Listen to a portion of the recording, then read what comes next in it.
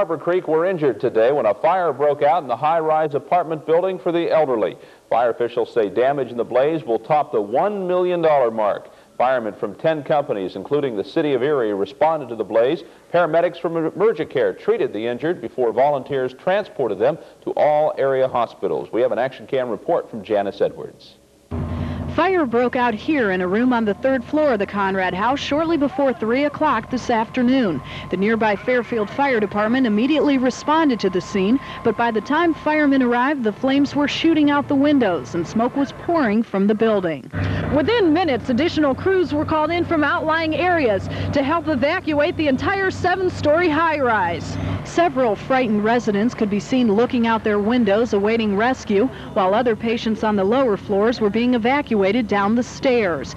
Lawrence Park set up 2 ladder trucks and several persons were brought down from the upper floors to safety. Workers at the Conrad house wrapped the elderly patients in blankets and immediately transported them away from the scene and out of the bitter cold. Meanwhile, firefighters worked in desperation to bring the fire under control. Right now, I don't know what has started the fire. The fire has taken place on the 3rd floor in the north end of the building. Right now, I've got approximately 12 victims. As far as how bad they are, I don't know. I've got a triage area set up, and paramedics from Emergicare are handling that end of it. The biggest problem is getting the manpower up to the floors where the fire is. The worst problem I have here is we've got new construction here with the Barnabas house, and I've got no room in here to put any equipment, and that's my biggest problem right now. So I've got everybody parking out in the road and walking it in.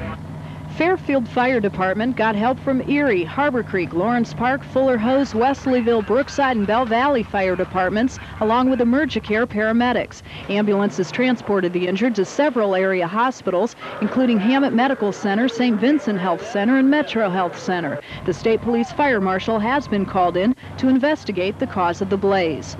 Janice Edwards, JET TV Action News.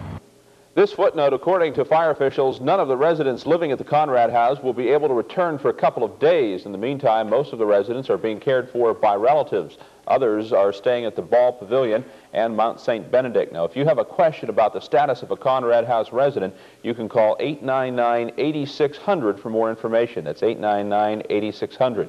There has been no cause for this afternoon's fire yet determined. The State Police Fire Marshal is investigating.